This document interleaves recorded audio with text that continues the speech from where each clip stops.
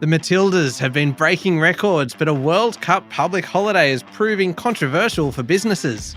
Land sales have plummeted as prices surge, and the Indigenous Voice to Parliament continues to divide the Liberal Party, with another leading figure declaring he'll vote yes. Welcome to Fear and Greed Business News, Australia's best business podcast. It is Monday, the 14th of August, 2023. I'm Michael Thompson, and Sean Aylmer is still away on holidays enjoying his overseas jaunt. And so instead, I'm joined by Jennifer Duke. Jen, good morning. Good morning. We've got a great show coming up today. There is plenty happening, especially after the Matildas over the weekend, which is just spectacular, and we'll get to that in a sec. But I want to mention you have an interview coming up after the show with one of our favourite guests here on Fear and Greed. You're speaking to Matthew Kidman from Centennial Asset Management. Yeah, we were talking about what he's watching during reporting season, and an interesting chat about baby bunting as well. Well, it is a great one for investors. It's always a great one whenever we speak to Matthew, because he names so many companies and he gives some details about why he likes them or why he doesn't like them. So it is just a fantastic one to listen to. We are not an investing podcast, and you should seek professional advice before you make any investment decisions. But Matthew is a great person to listen to just to get a few ideas. It's coming up a little bit later on. Well worth sticking around for, but the main story this morning, Jen, we need to talk about this. The Matildas have broken a raft of records over the weekend. It is just extraordinary. But the possibility of a Women's World Cup win, and I think we're all kind of looking towards the end here and being kind of not even just optimistic now, I think we're being realistic in thinking that this could happen. It's causing a bit of tension in Canberra. That's right. I think pretty much everyone was watching Saturday night's penalty shootout against France. It was the most watched sports event in more than 20 years. That was since Cathy Freeman's Sydney Olympics 400-metre final. Turns out that over 4.2 million of us watched the broadcast on Channel 7. That's according to ratings agency Oztam. And another 472,000 viewers watched on 7 Plus afterwards. So 7 actually pushed back its news bulletin by an hour to accommodate the game. I reckon that's a pretty good decision. You know what? It does look like a reasonable decision. And I tell you what, there would have been some rather cranky people if it had suddenly cut to the news in the middle of the game. But it looks like the rights are a pretty good business deal for 7. Well, 7 bought the sub-license rights to 15 matches off of Optus for just over $4 million. That's according to The Australian. And at that value, I'd say it's probably one of the best bargains for sports rights that I can think of in recent years. It'll have plenty of broadcasters and codes thinking twice about the commercial potential of women's sports. And that's probably regardless of what happens next, which could be even more records getting kicked to the curb.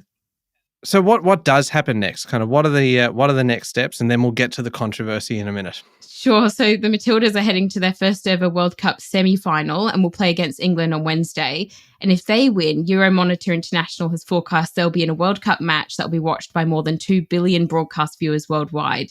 And Airwallex Global Accountants estimates the World Cup has driven a $7.6 billion economic boost for retail and travel industries. All right. That all obviously sounds like good news, great news. And this is very much a leading question, Jen, because I know what I want to discuss here. Why has this all been so controversial? Oh, so Prime Minister Anthony Albanese is eager for a public holiday if our dream team wins the World Cup on August 20. And obviously a lot of us are cheering him on for that, including me. But the proposal of an extra surprise public holiday is concerning business leaders who are saying it's no free kick. So the Council of Small Business Owners of Australia in particular is pretty worried about its members needing to stump up that extra cash for the penalty rates. They've been reminding us it's 250%. But the Prime Minister is saying that public holidays lead to more economic activity and that benefits businesses. Nationals leader David Littleproud, though, doesn't support the idea because of the effect on those local businesses. Ultimately, it's all up to the state and territory leaders, though. I've got to say, Jen, won't somebody please think of the children? Imagine the kids all staying at home. I vote for one that they still have to go to school on this public holiday. You're the worst. That's so mean. I'm sorry. I reckon it's probably going to come up at National Cabinet this Wednesday in Brisbane so that the state and territory leaders can make a decision. We know that New South Wales Premier Chris Minns is already supportive of it, but Dan Andrews in Victoria has been a little bit more circumspect. Yeah, this is one of those spectacular stories where business and sport collide, and it is just fantastic to talk about and to see it all playing out over the weekend. And I suspect it's all anybody's going to be talking about all week. Anyway, we must move on, Jen. Local markets, how do they perform on Friday? So the S&P ASX 200 closed down 0.24% to 7340 points. Consumer discretionary, gold and healthcare performed best, while energy and resources led the declines. Overall, the week was up 0.2%. Yeah, and of course, the big focus is obviously reporting season. Absolutely. Last week was a big reporting week with CBA, REA Group, James Hardie and Suncorp all posting results. And this week we've got a pretty busy schedule with Lendlease, Domain, Car Sales, Seek, Mirvac and Origin, all among those due to report. And I've got to say this, you'll hear it all here on Fear and Greed. And we cover a lot in our afternoon report as well, which is an important one to mention because we don't give that the attention that it deserves. We don't promote it enough. It is on every afternoon. You can hear it just after 5 p.m. and you can kind of hear all of the big results throughout the day. What else is happening in international markets, Jen? So the S&P 500 closed down 0.61% for the week. This was after data showing US inflation may be nearing its peak. The tech-heavy Nasdaq fell 0.68% for the final trading day, and the Dow was up 0.3%. In terms of companies, Apple is flat over the week, ending a poor-performing fortnight after device sales are relatively soft. News Corp is up about 5.7% over the week after a 75% drop in net profits over the past 6 months, but a major cost-cutting program of more than US $160 million. All right, there is plenty happening, and we'll be back in a moment with the rest of the day's business news.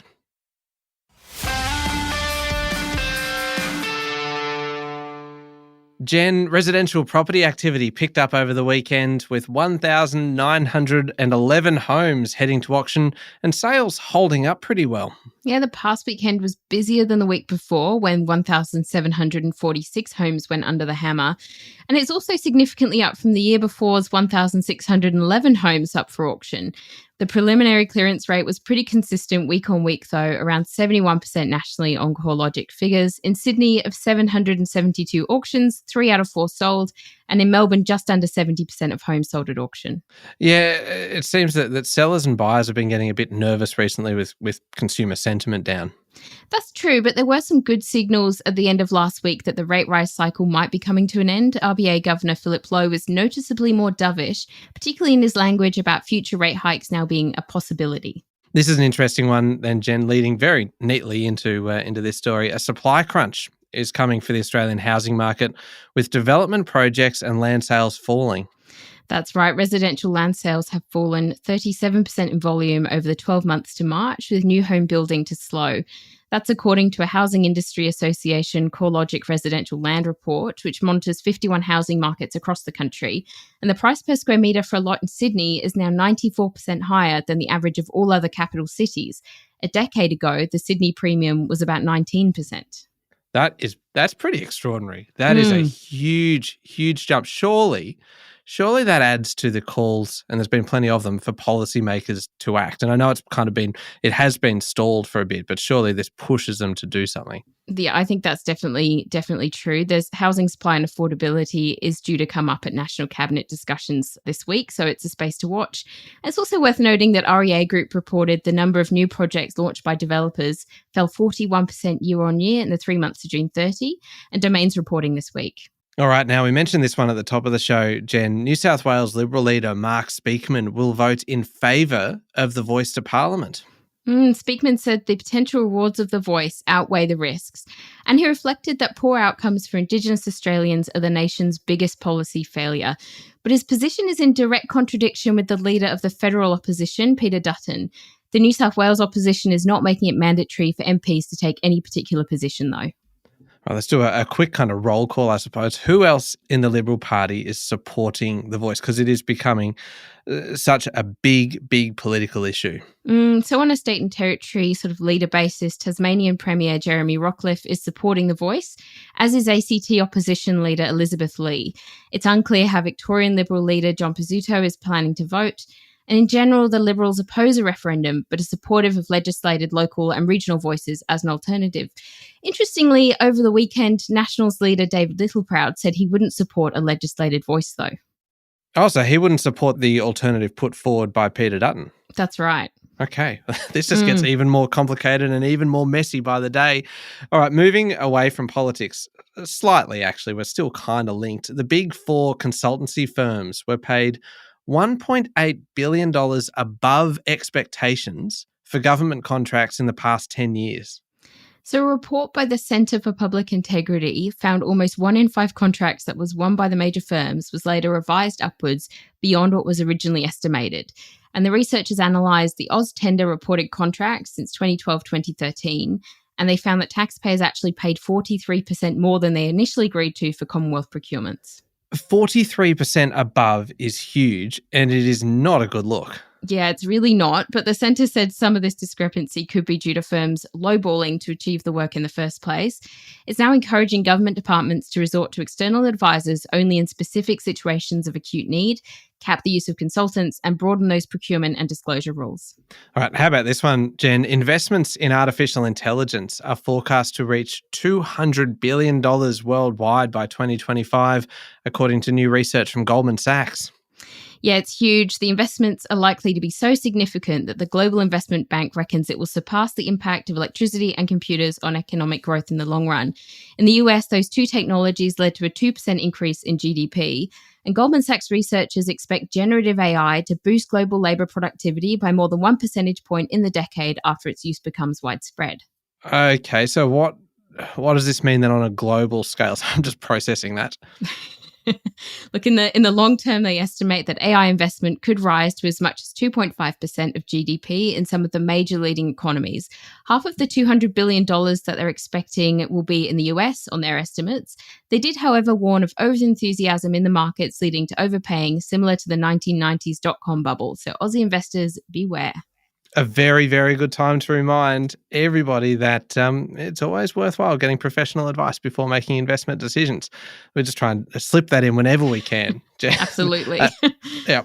Now, mental health not-for-profit Beyond Blue is set to restructure and possibly cut jobs after a significant fall in donations. Charities have been facing a really tough time as donations dropped during the cost of living crisis. And Beyond Blue has seen donations drop $18 million over the past 2 years. And the Brisbane Times is reporting that a change in the operational structure of the mental health charity is therefore underway. In 2020-21, Beyond Blue's philanthropic income reached a record $35.7 million. But in the last financial year, it was just $17.8 million. And at the same time, many charities are facing this rising demand for their services due to pressure on households as costs and associated stress increase. Yeah, that's pretty worrying. Now, the weakening Australian dollar is becoming a threat to inflation, with economists keeping a close eye on the rising cost of imports. This is your kind of story, isn't it? Because you are, of course, by day the economics correspondent for Capital Brief, so you would just be going, "This is a cracker of a story." That's right. Us economics nerds really enjoy this sort of information, but it's a combination of lower iron ore prices, the shrinking of local manufacturing, and low interest rates compared to other economies are expected to keep a lid on the Aussie dollar going forward. And this is raising concerns among economists as it could keep inflation higher for longer. Bloomberg Economics analysis suggests import prices will have an even bigger impact on inflation now than in the past. And this is because tradable goods now make up about 46% of those in a typical basket, which is used to measure CPI. And in the same period in 2017, it was 37%. Okay, one last one before we get to international news. I love this story. I love any story involving cool modes of transport. And I would say a ship of this nature falls into that category, because the biggest battery-powered ship in the world is going to be built in Australia. It's a major step for the world shipping industry, and a really good one for Australia. Yeah, Tasmanian shipbuilder. Actually, you don't often hear that much happening in Tasmania, but Tasmanian shipbuilder, Incat, is building the 130-metre ferry with 40 megawatt hours of battery storage, according to The Australian.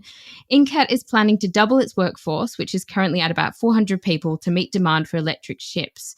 One of the reasons they're at the forefront of this particular technology is because they use aluminium hulls, which are much lighter than steel, so they obviously don't need as much propulsion. And about 3% of global greenhouse gas emissions are from ocean-going shipping. The European Commission reckons that growing trade could push this up to as much as 10% if clean technology isn't developed quickly enough. It's just another example of an Australian company kind of seeing this opportunity as we kind of transition and making the most of it. It's pretty impressive, actually. Yeah, it really is. It's a great story. Turning to international news now, an FTX founder, Sam Bankman-Fried, has been sent to prison after having his bail revoked. So Bankman-Fried has been under house arrest since he was extradited from the Bahamas in December on charges of defrauding investors. And prosecutors said the cryptocurrency exchange boss has since tried to tamper with key witnesses by sharing the private notes from his former girlfriend, who is a witness in the case, with a journalist, and using encrypted communication to contact the general counsel for FTX. He's now been sent to jail to await trial. We talked last week, Jen, about the wildfires in Hawaii. Now they've killed about 90 people. The death toll has been revised upwards and left thousands homeless in major destruction on the island of Maui. The cost to rebuild has been estimated at about $5.5 billion US by the Federal Emergency Management Agency, with about 2,200 structures either damaged or destroyed.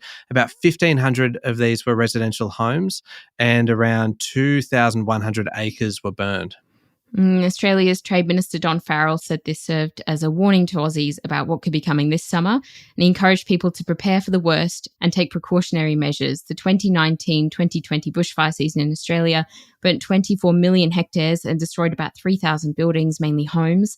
The Bureau of Meteorology has said an El Niño weather pattern is likely this year. Okay, one last story. Jen, New Zealand's biggest businesses will be forced to reveal their gender pay gap in a real push to address equality. So this is new legislation from the New Zealand government, and it's kicking off with businesses who employ 250 or more people, which is about 900 companies that will be required to report this data.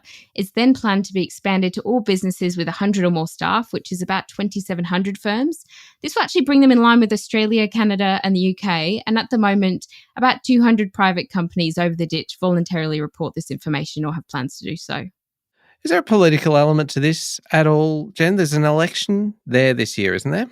Yes, there is. The Kiwis are heading to the polls in October, so this will require their Labor government to be re-elected or to get bipartisan support on the issue. And current New Zealand Prime Minister Chris Hipkins has also promised to exempt fruit and veg from GST if Labor wins a third term. All right, we've covered a lot of ground today, Jen. Up next is the Fear and Greed Daily interview. You are speaking with Matthew Kidman from Centennial Asset Management.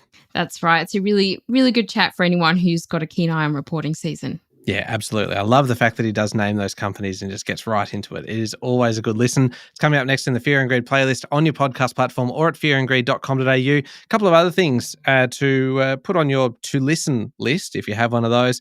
Fear and Greed the week ahead with our resident economist, Stephen Koukoulas, where he chats about wages data and labour force data as well. And we've also got the RBA minutes, the minutes of the August board meeting coming out as well. And Stephen gets into all of that.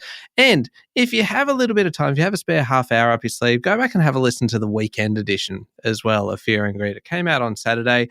And Jen, it's a very much a competitive environment as we go in search of the biggest story of the week. It's like the Matildas. Yeah, absolutely. I think we were inspired by the Matildas, and it got very, very competitive on the weekend. Got to watch our penalty shootout, basically. Absolutely. It really did come down to that, didn't it? I'm not going to spoil the end. I'm not going to give it away, but it is worth a listen, and it's a great recap of everything that kind of happened last week, and it's a bit of fun as well, and you'll find that one in the playlist as well. Thank you very much, Jen. Thanks so much, Michael. It's Monday, the 14th of August, 2023. Make sure you're following the podcast and join us online on LinkedIn, Instagram, X, and Facebook. I'm Michael Thompson, and that was Fear and Greed Business News. Have a great day.